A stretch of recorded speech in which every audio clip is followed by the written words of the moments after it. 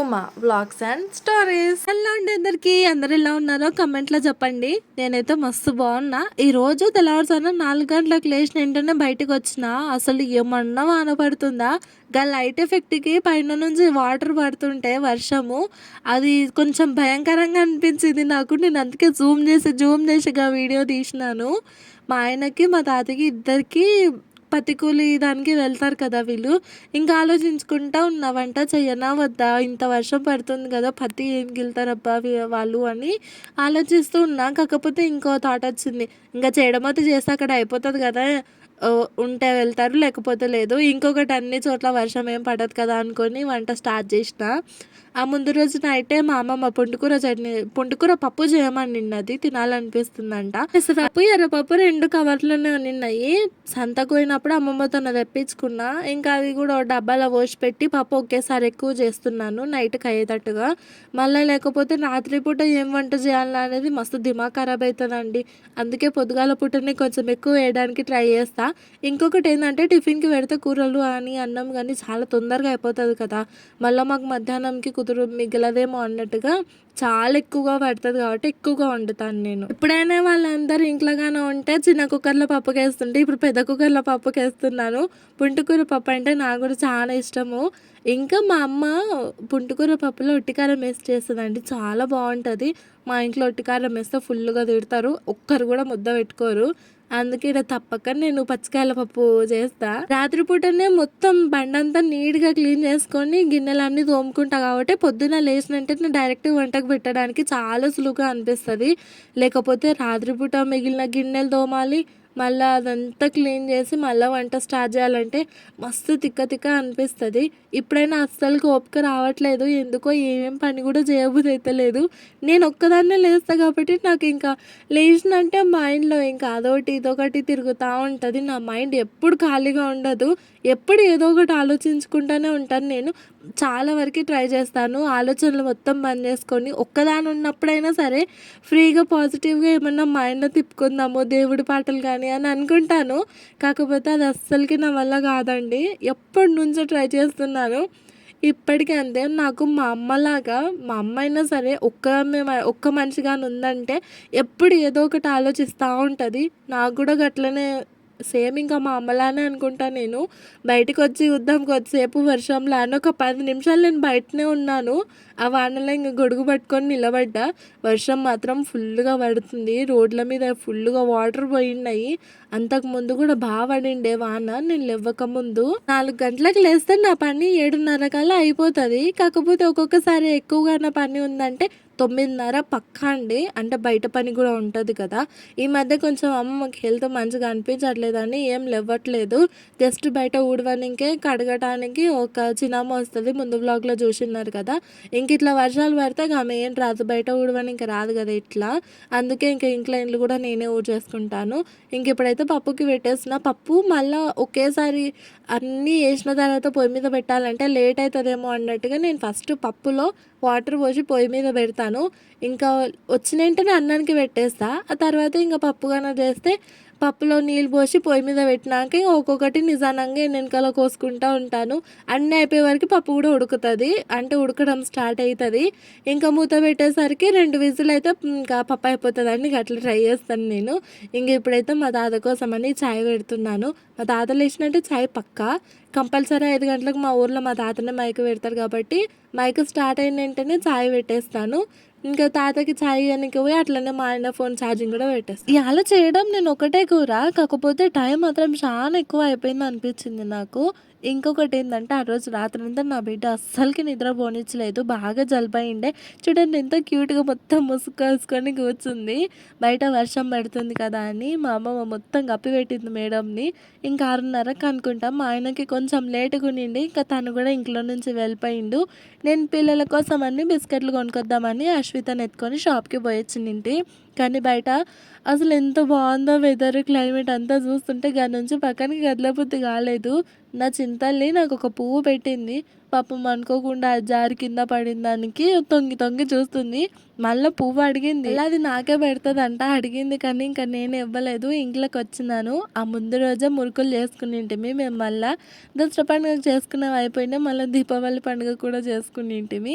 పండుగ అయిపోయినాక ఈసారి కూడా అందుకే చాయ్ పెట్టుకున్నాను. ఇట్లా వర్షం పడితే కంపల్సరిగా చాయ్ తాగాలనిపిస్తుంది నాకు. బయట చల్ల చల్లగా వాన పడుతుంటే ఇంట్లో వేడివేడిగా చాయలో మురుకులు వేసుకొని తింటే ఉంటది కదా. అవ్వా ఎన్ని రకాలుగా బిస్కెట్లు దగ్గర ఉన్నా కానీ వేస్ట్ అనిపిస్తుంది. మాకు ఇప్పటి నుంచే కాదండి, చిన్నప్పటి నుంచి బాగా అలవాటు చాలా మురుకులు వేసుకొని తినడు. ఆ టేస్ట్ మాత్రం అసలు చెప్పలేము, వేరే లెవెల్. కాకపోతే జల్దీ ఆకలి కాదు. పొద్దుగాల మనం ఇట్లా చాయ్ మురుకులు కానీ తిన్నామంటే మధ్యాహ్నం 1:30 అయినా కూడా నాకు అస్సలు ఆకలి కాదు. అంత గొంతుల్నే ఉంటది. కాకపోతే ఆయన కూడా తినాలనిపిస్తుంది. అవి నాకు పడదు, అయినా తింటా. అసలు నేను నెలకు 3-4 సార్లు మాత్రమే చాయ్ తాగుతాను, ఎప్పుడో ఒకసారి. కానీ ఇట్లా మురుకులుగా ఉన్నాయంటే రోజు చాయ్ తాగాలనిపిస్తుంది. ఇంకొకటి, మురుకులు తిన్న తర్వాత మొత్తం అయిపోయే వరకు చాయ్ చల్లగా అవుతుంది కదా, అయినా కూడా అప్పుడు చల్లగా ఉన్న చాయ్ మింగాలనిపిస్తుంది. మురుకులు పడతాయి కదా, అప్పుడు టేస్ట్ భలే అనిపిస్తుంది. ఇంకా నార్మల్ టైంలో మాత్రం వేడిగా చాయ్ కావాలనిపిస్తుంది. ఈడనేమో నా పిల్లలు ఇద్దరు ఒకటే కొట్లాడుతున్నారు. మా పాపకు మాత్రం చాలా ఎక్కువ అయిపోయిందండి. వాడు దగ్గరికి రానిచ్చలేడండి. తలకాయ నేలకేసి కొట్టుకుంటే పెద్దగా వాపు వచ్చింది పైన. సంవత్సరంన్నర నుంచి తిరుగుతున్నాము బ్యాంకుకి. పని మాత్రం ఎక్కడ అయిపోవట్లేదు. ఈ రోజున మొత్తం అయిపోయింటే బాగుండు అన్నట్టుగా ఇంకా అందరం కలిసి బ్యాంకుకి వచ్చేసినాము. అట్లనే బ్యాంక్ పనితో పాటు నా చింతల్లి ఆధార్ కార్డు కూడా తీపించుకోవాలనుకున్నాము. ఇంతకు ముందు 3-4 సార్లు తీపించినాము ఈమెకు ఆధార్ కార్డు, కానీ ఒక్కసారి కూడా ఓకే కాలేదు. ఈమెకు 5 నెలలు ఉన్నప్పటి నుంచి ట్రై చేస్తున్నాము ఆధార్ కార్డు కోసం అని. ఇప్పుడు సంవత్సరంన్నరకు వచ్చింది, అయినా కూడా దండలాడుతున్నాము. ఆధార్ కార్డు ఈసారి అన్న వచ్చింటే బాగుండు. కానీ ఫోటో దిగడానికి మాత్రం బాగా ఎంకరేజ్ చేసింది నా చింతల్లి. అసలు ఈ బ్యాంకు పనులని ఎందుకు వాళ్ళు ఇంతగానం సాగదీస్తారో అర్థం కాదు. తిరిగి తిరిగి మస్తు అవుతుంది బ్యాంకు పనులు. కానీ ఏమన్నా ఉంటే కూర్చున్న అంతసేపు మాత్రం భలే తిక్క తొబ్బింది. 11:00కేమో పోయినాం మేము, అయినా కూడా ఇంకా అయిపోవట్లేదు. అప్పటికి టైం ఒకటేమో అయినట్టుంది నాకు తెలిసి. ఇంకా పిల్లలు బాగా ఆకలిగొంటారు కదా అన్నట్టుగా ఆ బ్యాంక్ దగ్గరనే మా పెద్దమ్మమ్మ వాళ్ళ ఇల్లు ఉంటుంది. మా అమ్మమ్మ వాళ్ళ సొంతం అక్క. ఇంకా అమ్మమ్మ వాళ్ళ ఇంటికి అయితే పోయినాం. ఫస్ట్ మల్లేష్ నన్ను అమ్మమ్మని పిల్లల్ని దింపేసిండు ఇంటి దగ్గర. ఆడికి వెళ్ళిన వెంటనే మళ్ళీ మా ఆయన ఫోన్ చేసిండు, మళ్ళీ ఏదో సిగ్నేచర్ పెట్టాలంటే రా అని. ఇంకా మళ్ళీ మల్లేష్ని తీసుకొచ్చి నన్ను బ్యాంక్ కాడ వదిలిపెట్టిండు. నేను వేయలోపు మా ఆయన నా సంతకం కూడా పెట్టేసిండట. ఇంకా ముఖ్యం నాకు ఫస్టే చెప్తే నేను ఇంటికి అని చెల్లాను కదా. ఇంకా మళ్ళీ మొత్తం బైక్ మీద అన్నట్టుగా నడుచుకుంటానే ఇంటికి పోయి పిల్లలను తినిపించి మళ్ళీ బ్యాంకుకి వెళ్ళి 4 గంటలకేమో వచ్చినాం. 4:30కేమో ఇంటికి. పొద్దున 11:00కి వెళ్తే సాయంత్రం 4:30 అయ్యింది. కానీ ఎట్టకేలకు సంవత్సరంన్నరకి ఈసారి బ్యాంక్ పని అయితే కంప్లీట్ అయిపోయింది. ఈ బాటిల్స్ అయితే నేను ఫ్లిప్కార్ట్లో బుక్ చేసిన. క్వాలిటీ మాత్రం భలే బాగున్నాయి. కాకపోతే అన్నీ ఒకటే కలర్ వచ్చినాయి.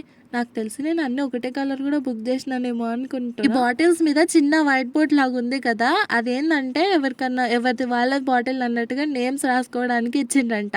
మా ఇంట్లో మా అమ్మ వద్దన్నది నేను రాస్తా అంటే పర్టికులర్గా అదే బాటిల్ ఎత్తుకొని దా ఓపిక మన ఇంట్లో ఎవరికి ఉండదు, ఏం వద్దులే అని అన్నది. ఇంక వదిలేసిన నేను కూడా. 650కి 6 వచ్చినాయి. మేము అసలు నార్మల్ వాటర్ బాటిల్స్ తీసుకోము, మా అమ్మమ్మ సామాన్యంగా తీసుకోదు.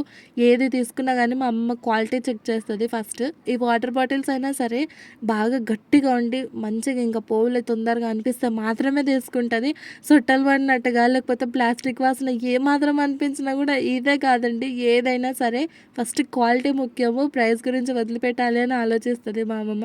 ఇవైనా కూడా చాలా బాగున్నాయి. నేనేమో వాటర్ బాటిల్స్ ఓపెన్ చేస్తుంటే నా బిడ్డనేమో దానితో ఆడుకుంటా చేరింది. అశోద మగాడు అప్పటికి నిద్రపోయిండు. ఎందుకంటే పొద్దుకలు బ్యాంక్ దగ్గర ఉన్నాం కదా, వాడు పడుకొని లేడు. ఈ చిన్నది ఇంటికి వచ్చిన వెంటనే పడుకుంది. 5 గంటలకేమో వండుకుంది పాప. మళ్ళీ 7:30-8కి లేచింది. నేను ఆ పని పెట్టుకుని 8:30కి ఇంకేమంతదండి చుక్కలు చూపిస్తా తెల్లాలని నేను మాత్రం ఫిక్స్ అయిపోయి అలా జాగరమే అని. యాక్చువల్గా మా అమ్మమ్మ మెల్టమ్ బ్రాండ్వే, కాకపోతే వేరే బాటిల్స్ బుక్ చేయమని చెప్పింది. నేనే ఇవి చేసిన. ఇప్పుడు వీడియో చేసినాక మా అమ్మమ్మ నన్ను అడుగుతుందేమో. నాకు ఈ వాటర్ బాటిల్స్ నచ్చినాయి అంటే అవి ఇవి అంతా ఒకటే, కాకపోతే కొంచెం షేప్ వేరే ఉంటుంది, కొంచెం కలర్ కూడా డిఫరెంట్గా ఉంటుంది. వీటి మీద నేమ్స్ రాసుకోవచ్చు కదా, కొత్తగా బాగుంది కదా వాటర్ బాటిల్స్ అన్నట్టుగా నేను ఇవి బార్డర్ పెట్టిన. మా అమ్మమ్మ చూపించిన వాళ్ళకి నేను తీసుకున్న వాళ్ళకి కాస్ట్ కొంచెం డిఫరెంట్గా ఉంది. ఒక 40 రూపాయలేమో తేడా ఉంది. ఇవే ఎక్కువ అనుకుంటా నాకు తెలిసి. అవి ఎందుకు బుక్ చేయలేదంటే నేను లాస్ట్ టైం తీసుకున్న బాటిల్స్ అవే, ఇప్పుడు కూడా అవే చూపించింది. ఎందుకంటే క్వాలిటీ బాగున్నాయి కదా, వేరే ఏం మంచిగా వస్తలేవు కదా, మంచిగా ఉన్నదే మళ్ళీ బుక్ చేయమంటే నేను ఇవి బుక్ చేసిన. కావాలంటే నేను వీటి లింక్ డిస్క్రిప్షన్లో ఇవ్వడానికి ట్రై చేస్తాను. చాలా వరకు నేను లింక్స్ పెట్టడం అయితే కంప్లీట్‌గా మానేసినాను కమ్యూనిటీలో కూడా. ఎందుకంటే నా ఛానల్ ఇంకా మానిటైజేషన్ కాలేదు కాబట్టి థర్డ్ పార్టీ లింక్స్ నా ఛానల్‌లో ఉండొద్దంట. ఇప్పుడు ఇంతగానం కష్టపడి మళ్ళా ముందుగానే అంత తలకాయ నొప్పి ఎందుకు నెత్తినేసుకునడం అన్నట్టుగా నేను పెట్టిన లింక్స్ కూడా అన్నీ డిలీట్ చేసేసినాను. ఇన్‌స్టాగ్రామ్‌లో మాత్రం లింక్స్ పెడతాను. నా ఇన్‌స్టాగ్రామ్ ఐడీ దగడు ఉమాదేవి అని ఉంటది. నేనేమన్నా కొన్నానంటే ఆ ప్రోడక్ట్‌కి సంబంధించిన లింక్ నేను నా స్టోరీలో పెడతాను. ఒకవేళ స్టోరీలో గాని లేకపోతే నా హైలైట్స్‌లో లింక్స్‌లో ఉంటది ప్రతి ఒక్క లింక్. ప్రస్తుతానికైతే ఒకటే లింక్ యాడ్ చేసిన. ఇంకా చూడాలి ముందు కూడా వీడియోస్ అన్నీ పోస్ట్ చేయాలి. నా చింతలకి కూడా ఒక పని చెప్పిన. నేను బాటిల్స్ తీసుకొని లేస్తుంటే ఒక బాటిల్ తీసుకొని రా మమ్మీ అంటే లేచి తీసుకొని వచ్చింది. కాకపోతే ఆమె వాళ్ళ నాన్నకు మాత్రమే ఇస్తదంట. నీళ్ళు పట్టి ఇస్తదంట మళ్ళీ అది కూడా. మా అమ్మమ్మనేమో ఇక్కడ చికెన్ చేస్తుంది. ఈరోజు ఫ్రైడే అయినా కూడా మా ఇంట్లో చికెన్ వచ్చింది. ఎందుకో కానీ చికెన్ తినాలి అనిపించిండే. వెంటనే నేను మా ఆయనకు చెప్పింటి చికెన్ తీసుకురా తినాలనిపిస్తుంది అని. అప్పటికే మా అమ్మమ్మ మా మరిదికి చెప్పిందంట చికెన్ తినాలనిపిస్తుంది నాకు తీసుకురా అని. ఇంకా అట్లా మా ఇంట్లో చికెన్ వచ్చింది. ఇప్పుడైతే వాటర్ బాటిల్స్ అన్నీ ఒకసారి కడిగి మంచిగా నీట్‌గా అన్నీ నింపుతున్నాను.